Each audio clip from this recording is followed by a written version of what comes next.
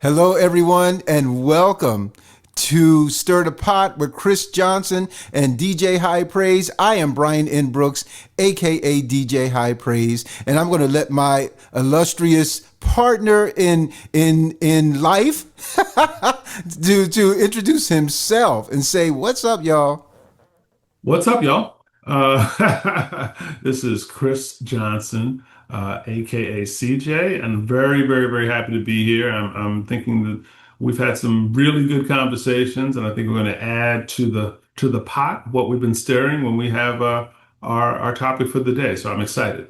I'm excited too. But before we get into our topic, when we're recording this the day before, Mhm. someone in our culture, in American culture, passed away suddenly, and that was Dolly Parton.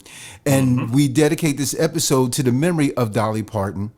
Right. She was one of a kind, and we really, really we're fortunate to have her in the same life space that we were in. I'll say this for the music lover that I am. There are two songs that come to mind that were recorded by African American artists that were written by Dolly Parton. The first song is "Here You Come Again," that was written by Dolly Parton and recorded by Patti LaBelle, and "I Will Always Love You." That was written by Dolly Parton and recorded by Whitney Houston. So for those that are music collectors and music lovers, take the time to remember this remarkable woman, that she was a great philanthropist, and she gave back to communities in so many different ways that we can't even count the ways. So here's to you, Dolly. You're gone, but you'll never be forgotten. Agreed 100%. I'd be remiss to add that all my kids came up through the getting that we signed it up and you didn't think it was a big deal, but Dolly, when you looked at the number of books she supplied to Yes. students with reading and literacy, knowing with her background, I think the one thing I say about Dolly is to be from the background she was gives me hope that if you're open-minded and you're willing to take on the world as friends and as other children of God, you can overcome all these fake and nonsensical biases and prejudices that people put in the world. So here's Well to Dolly, said. a class act. Class act. Well said, Chris. Well, let's get into a topic that I think that would be close to Dolly's heart. And Yeah. that is a question. And the Hmm. question is, how young is too young for children to start using devices? And what we mean by devices, computers, tablets, cell phones, and in essence, screen time.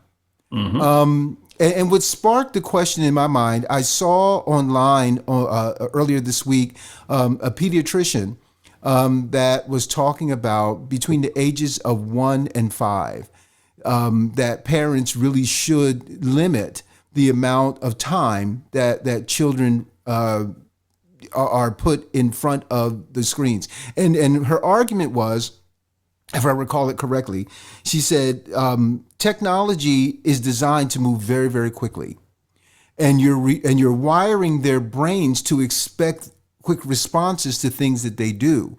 If you allow them to use these games and use these devices between the ages of 1 and 5, that when the children start to experience real life, it doesn't move as fast, so they get really, really upset when things start to slow down because they're used to things being like this.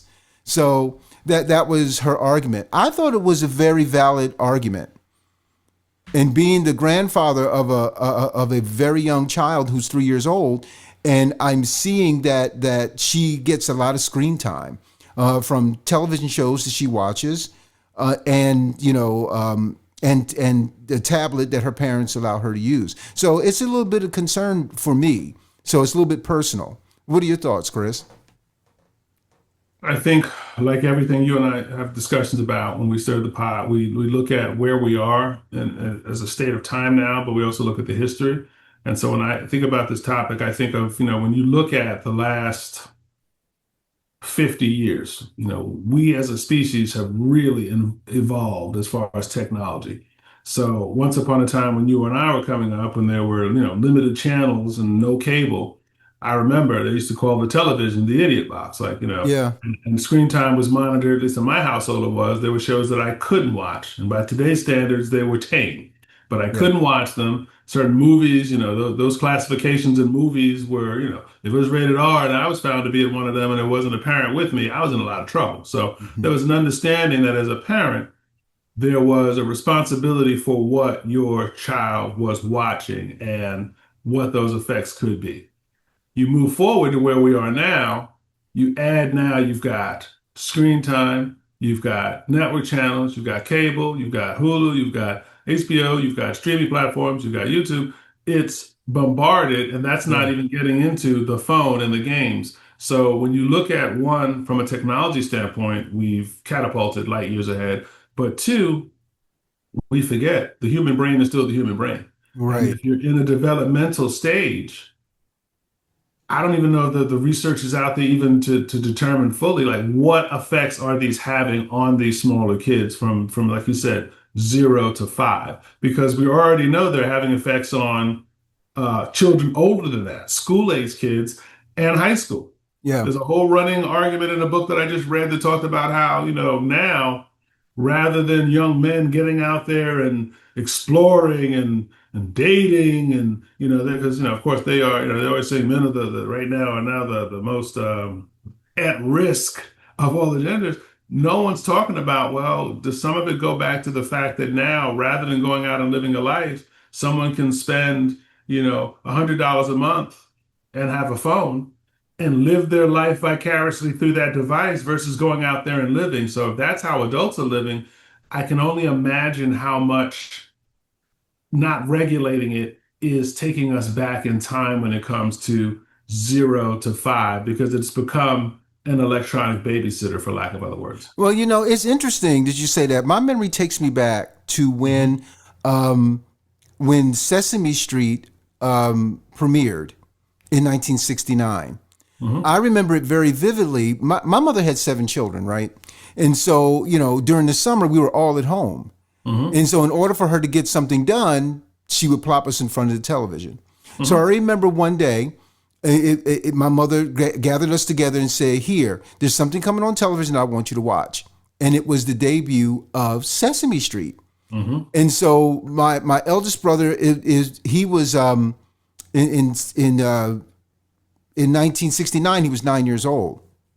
And so he was a little bit, older than us, but all the rest of us that were not babies, we actually sat there and watched. And it became a part of our regular routine watching Sesame Street. And it did help. It did help with letters and numbers and sounding out of words. So by the time we got to school, we already knew a lot of the basics that they covered. So there was a benefit there. And the argument, I brought that up because a lot of people would say, well, our parents did it, and we turned out fine, but it's a different pace now, I think. I think the pace of technology has increased. With And what it's designed to do has also increased. One of the mhm. interesting things you say about that example, not to cut you off, is No, go ahead. Sesame Street, The Electric Company, Hmm. Zoom, all on PBS, were designed by educators at a pace that was designed to give a lot of people who didn't have access to a faster way of learning things that would help them in their educational process. So there was sort of an understanding that that's what those were designed for. That wasn't, the CBS, NBC, where it was sometimes mindless entertainment or comedies or things of that nature. Not taken away from those, but those were designed specifically more for education. And so I think there was a little bit more to that than now, where it's just, kids are playing games or they're just watching random videos. And it's almost like their brain, like you said, is at a fast pace to be entertained versus learning. Go one step further with that is just recently, I mean, just yesterday, the school started here yesterday, one of the forms was to opt out of having a device come home with my son from school, because there's a movement in Mecklenburg and across the country where folks are saying, hey, we don't want our kids to also have screen time from school.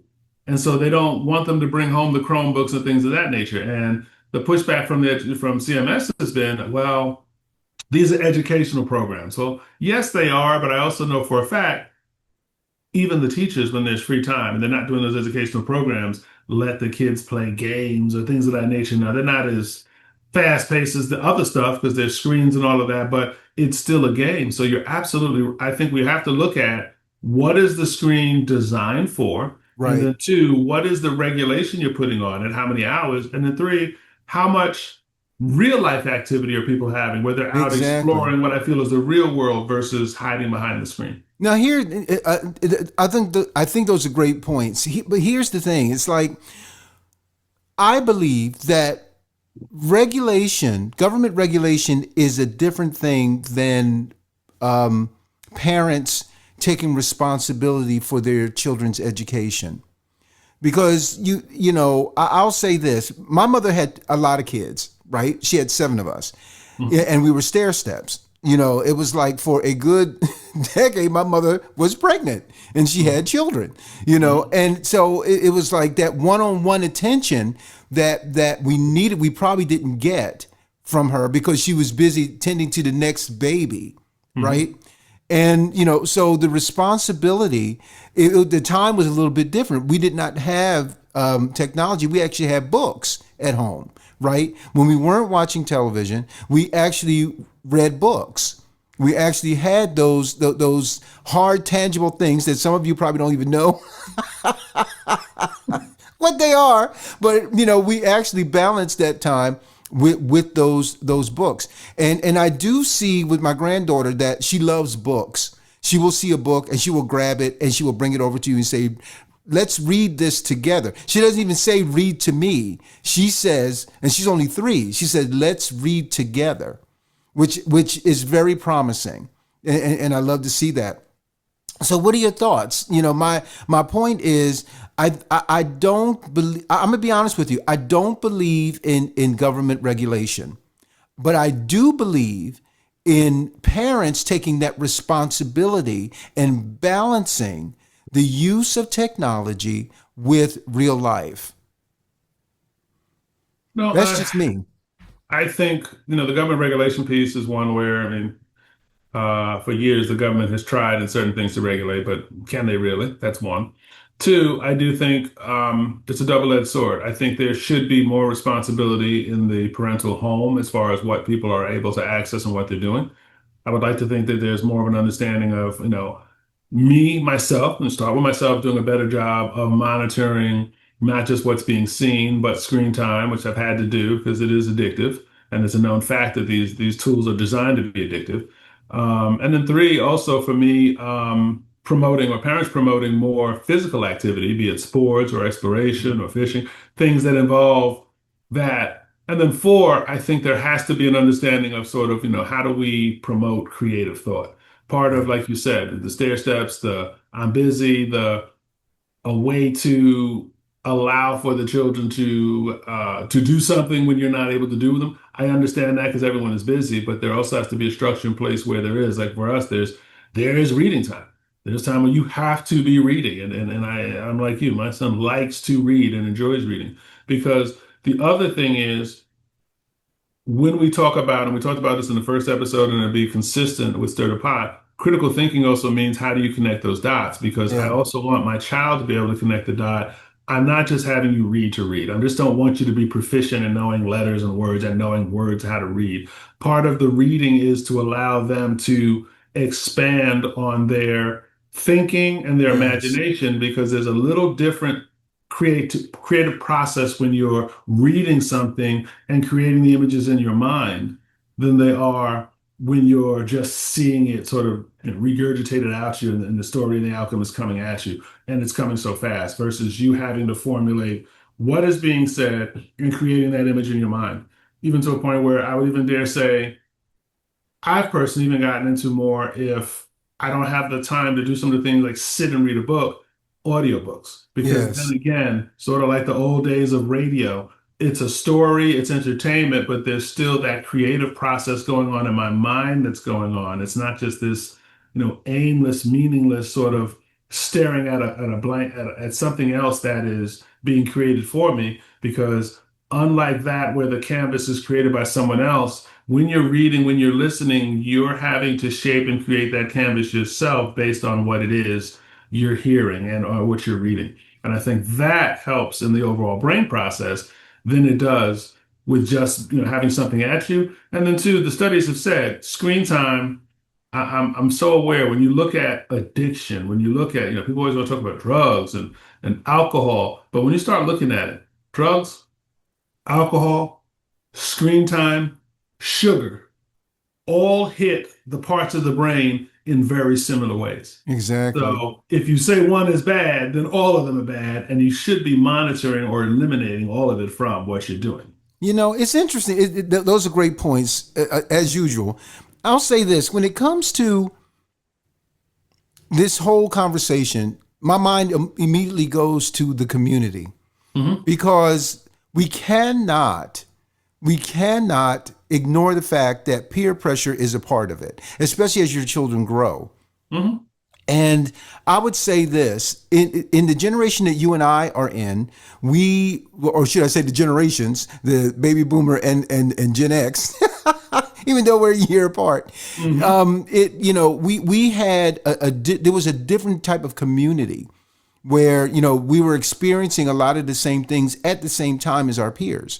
But now you have so many children that that their parents are depending on the technology, to your point, to be a babysitter, to be an assistant parent, because they can't get to it all, because they have their own things, whether those things have to do with their job or their own screen time. And we can get into that later on, because, even church, I'll say this, there was a time when we went to church, the whole family sat together in the sanctuary. Now, before the preaching starts, after praise and worship, now your children are shuffled off to a separate place called children's church, where they are doing all sorts of things, and they're using technology to help that. So the preacher in the main sanctuary with the grown-ups, they're preaching the word, and they're having church, and these kids are having a different experience.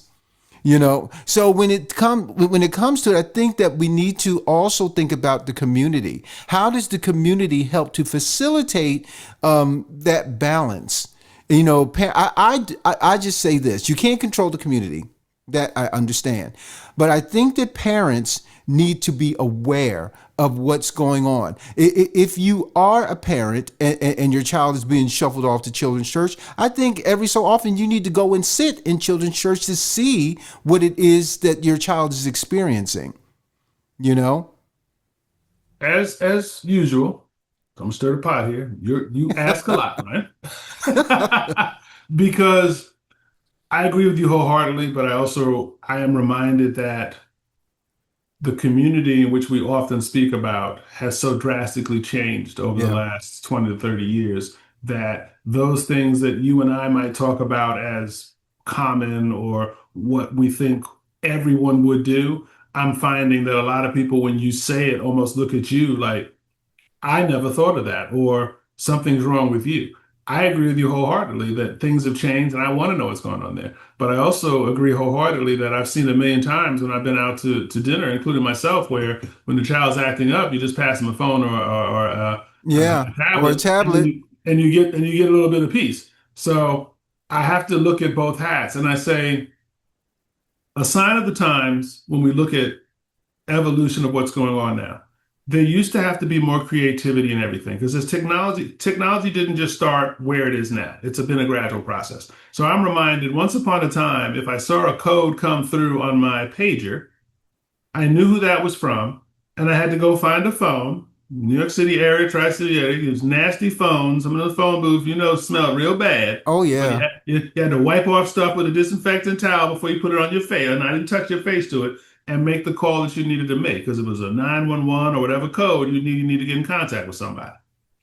That was one. That's technology. At the time, that was the best technology. Yeah. So That was even when I cutting went away to edge. school, to college, Yeah. when I needed to call somebody, I had to wait for the payphone to be available. I had a certain time which on a week that I would call my parents, and there was a system in place with every student there because I didn't have a cell phone. Right.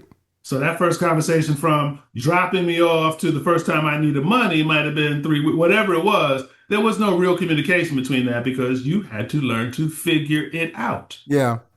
Moving forward now, my second child's in school, and So, but the thing about it, when you think about it, it's like, mhm, for the lack of a better way of saying it, mhm, I'll say this. I think September 11th, 2001 changed everything when it came to communication. I remember that day very vividly. I remember where I was, and I remember the things I had to do that day. And when businesses and schools started to shut down, we had to run and get our kids. For mhm. those of us that had kids in school at that time, and they didn't have cell phones. Our kids didn't. So we couldn't be in direct contact with them. So when you think about all of those types of things, we haven't even scratched the surface about just life. It's like, it's one thing to allow your children to have technology so they can use it. There are parental controls in place. So let's be fair that that does exist. But how young is too young before you allow your child to have any type of device on them that tracks their location? You know, because So people talk, that one I would they had the say Apple tags. that's a Yeah, subset of the topic because I would dare say that now from 0 to 5, because of the world we live in, I would dare say that many people standard practice, Apple uses with their tags or whatever, yeah, have some type of tracking device just for safety. So yeah, that's not even my child even knows about it, is using it. But for safety purposes, I need to know where my child is because unfortunately the world we live in. So that's a subset where I go, that might even be a younger age, the minute they start possibly daycare in I a was thinking the bag same or in thing. something because you want to make sure that things are in place. And then go one step further. Again, real life, my immediate family uses a tracking app, very popular. I'm not gonna name the names. I'm not plugging anyone here, but because again, with that, there are alerts from, I got a high school kid, I mean, college child now, where it's like, I need to know if they're in a car that's doing 80 miles an hour on the freeway. Yeah, I need to know if they're not in school. So there's certain things there where you go, that's technology for the positive thing. But when we talk about the screen time, I would dare say 0 to 5 needs to I'm unwavering in that needs to be monitored. I'm not saying don't have it, but I'm saying has to be monitored, should be on a special occasion, should be limited, knowing that the more you give, the more they want. And you're going yes, to get to a point where then you're going to have to back away from it. Because once you open up the can of worms is open. From exactly. And in five my and opinion, it's the responsibility of the parents. I mhm. don't think that the government is responsible for that monitoring that you just mentioned. I just wanted to put that out there. Now, the government can't monitor screen time with a 1 to 5. They can make recommendations, but unless you're going to sit out there and say, I mean, they have a hard time just regulating society as it is. You're now going to say, Hmm. oh, a 5-year-old can't be on the screen. I think that is the parents' Hmm. responsibility. I think it's the government's responsibility, with if they are a government that really seeks to have true information disseminated, to let people know the detriments of and make the Yeah. recommendations for. To say 0, 1 to 5, limited, 5 to 10, even more limited, and even to a point where, in my own household, we've had to put timelines on so that it is a specific timeline and it applies to all devices and then subsets because in our household there's an understanding that okay, phones and iPads are the absolute, what we off. Two, even television doesn't get a buy anymore because I'm a proponent, like for me maybe, but don't want my child on YouTube. But here's the thing: when you think about that, living a life in front of your children is I think is paramount. This is just me speaking, Mhm. right? And I'm stirring the pot with it because how, as a parent, can you tell your child to shut off that device or put that device down if every time they look at you, you got your phone in your hand, or when you're cooking, you're talking to a friend, do screen time, while you're cooking, or whatever you're doing, and you're constantly online, or you're posting, you know, how as parents, because that's a different challenge, because you and I, we came from a time where our parents didn't have that challenge, right? That we knew that there were going to be times that the phone would ring and mama would pick up the phone. God bless you. And mama would pick up the phone, and a girlfriend would be on the call, or a family member, and she was like, "Hey, I haven't spoken to you in a year." And she would just talk, right? Or your father would just talk. That would be out of the ordinary, right? But just imagine if your parent told you, "Get off that phone," and they spent most of their time on the phone. It's like, how can you tell me to get off the phone when you're always on the phone? Now, I'm talking about older children, right? I'm talking about those that are teens or preteens, and they have a little bit more understanding of the world. So I think what my point is that parents, I think that you need to do some introspection and looking in the mirror as to how do you demonstrate the use of technology in front of your children. Well, it's a good stir of the pot. This is where I'm going to tell you that I'm old school. Um, Don't say it. nope, I said I'm going to go there. The rules for me as a parent who's paying the bills and going to work, and in some instances maybe not well, has learned to multitask, are different rules from someone in my household who is not bringing home a check, is not, I mean, unless you're bringing home a check and getting a straight A student and the whole bit, then you can challenge me on that. So again, it's my job to set a good example. Don't get me wrong there. Yeah. But that challenge where kids are going to tell me, but you do it, that doesn't fly in my house, because until you're paying any of these We're not bills, peers. you are not peers. We are not peers, not your friend, we're not buddies. You don't get to say, I don't really care about what your friend's parents do. That's their business, that's their house. I'm not wavering from that. And that's where I'll throw up my eldership rank and go, you know what? And if that's not something you like, that may be that motivation for you to get it together so that you can do whatever it is you feel like you want to do in your home. That's a Because great point.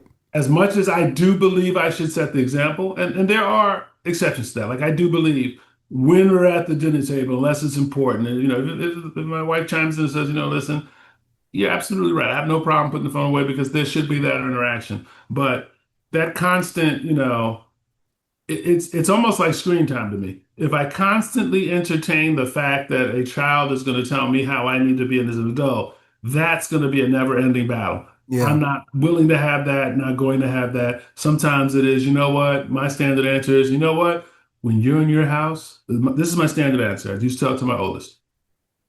When you're an adult and I come to visit you and you live in your Japanese themed house and you tell me at the door, Father, should you take off your shoes and put them by the door? Can you go wash your hands? We're going to be having dinner on the floor and we're going to then you know what? Your house, your rules. I'm going to do everything you say. Yes. But in my house, the same thing applies. Knowing that my rules, I also remind my kids, my rules, if you're following them, are not that difficult. I'm not a hard person to get along with unless you're not following the rules. Right. I love that. And I think that is key. Again, balance, right? I think that there needs to be balance in every situation, because your children learn from you, right? Yes. But they also learn that Things are different outside environments, and they're going to test the limitations. And then it's your job, I think, to have them understand I'm aware of the world. I mhm, understand why certain things go on in the world.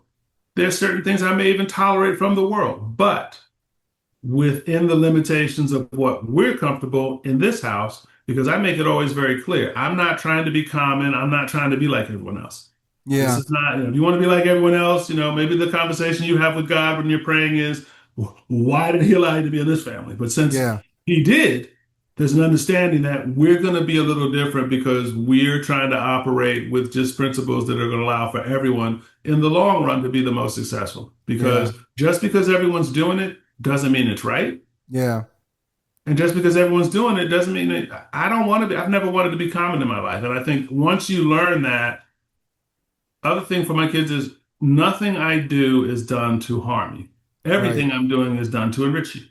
You might not always understand, but trust in that process. And there is time for dialogue there because I don't want anyone to think that it's a tyrannical situation. I do want feedback, but there's also understanding that when it comes to certain things like screen time, you're Yeah. not going to be on your iPad all day. You're not going to have your own iPad. Last thing I'll say in this, and I'll let you take over, is I saw a picture recently of my niece and nephew getting ready for school, 2 years apart. One, because of practice, one, because of other things, has a phone. The other doesn't. I've seen the give and take between the two of them there. Same in my household. My oldest is 9 years between. So one has a phone, one's in college, one does not. Or they have a flip phone just so I can get in contact with them in school. That's where, even with technology, I get to control what's going on. You don't need a smartphone, but you might have a flip phone. So then I can keep communication if there's a need, but you can't go to apps and mine the screen time. So even with technology, maybe it's not cool, but again, what are we trying to accomplish here? And when you have those conversations, sure, it's a little lame. One day, hopefully, when he's able, he will then appreciate his smartphone. But for now, it's not needed and it's not acceptable. It's not something you can have right now. So, last in this thing, and this is a whole other time of conversation that we should have in the future, is understanding that no is not a negative. No is just not agreement to what it is you're trying to get away with. No, Yeah. it's not bad. It's just I'm not in agreement with what you're trying to do, and that's why this isn't going to work in this particular situation. I think that's very well said. Stirring the pot. Sometimes these conversations are not very easy, because I try to think about so many different perspectives, and I think about the challenges that I dealt with, being a parent, and Hmm. the challenges going forward being a grandparent. It's not easy, and a lot of times, our parents. I'll just put it this way. Now looking back, the things that they did, they were trying to make us be able to function in the overall community. Hmm. That the restrictions were for our good. They were for our good because they understood the world that they were living in, and Right. so they needed to help guide us. I to your point, I don't think that children need to see us as peers, no matter how old they get. That we will always be that much older, and hopefully we'll have that much more wisdom that we've lived, so many more years. I just think this is a great topic. I'm glad that you Great. agreed to have this discussion with me and to stir the pot in this space. So, as we leave, Hmm. I always ask, what are the last thoughts? My last thoughts are this. Parents, I challenge you to balance your children's exposure to technology. Know that they need it because they need to understand it because of the world that we live in. But also, you need to put limitations on it because there are things out there that are harmful. And for those that have very young children, I think you should discuss this with your pediatricians. Ask them about what their thoughts are about this, because I think that to your point earlier, Chris, that there have been studies by educators Hmm. and by healthcare professionals and psychologists that will help them make good choices and help to balance this whole thing. So, what are your last thoughts, Chris?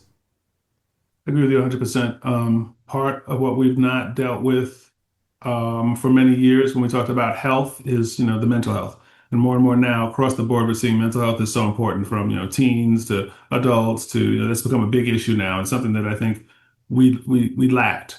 So when I look at this as a topic for mental health, I also look at it technology and mental health. How do we keep the mental health together and how do we keep technology? My last thought is if you don't look at it as screen time, if you don't look at it as a device, I look at it as technology as something to advance what we're able to do. And I'm reminded that when I was about 5 years old, one of the kids in school came to school with a magnifying glass, and it was in the June. And so they thought it was a good idea to go outside with our magnifying glass and put the magnifying glass on bugs like ants and stuff like that and watch them We had sizzle. the same experiences as children. Yeah. Okay. And or then the next step from that was they went and got some dry leaves and Yes. started a little fire. So all of a sudden it became that little magnifying glass that they got in their little science kit, which was just designed to take a look at things closer, became a tool that could be used for destruction when not regulated and not supervised. So if the Yes. teacher saw fit to take that magnifying glass and limit the use of that to when they were around for especially us little boys, Hmm. why would you not take that same approach to a cell phone, a tablet, which can do, to me, way more harm mentally with all those images than a magnifying glass can do, just out in the schoolyard. So that's sort of my last thought. With technology, with anything, there becomes the responsibility of the adult and or adults in the room to help regulate it so that it can serve a positive purpose for the children and not just be, like we said earlier, an electronic babysitter or a way just to get myself peace of mind without me having to do the work of getting in there and being a full-time parent or supervisor. Wow. Great last words, Chris. Again, this is Chris Johnson and Brian N. Brooks, aka DJ High Praise. Thank you for joining us on this episode of Stir the Pot, and we hope we stirred the pot. We hope that you we have challenged you to do something. And if you hate everything that we said, put the comment down below the video. We're That's not why stirring the afraid. pot too. Stirring the pot isn't always a comfortable thing. So if we stirred the pot and you didn't like it, we've also succeeded because at least you're thinking about it. Not here to formulate anyone's views, but to stir the pot so that we're at least having dialogue. Sounds great. Listen, people, until next time, bye. Bye bye. We're out.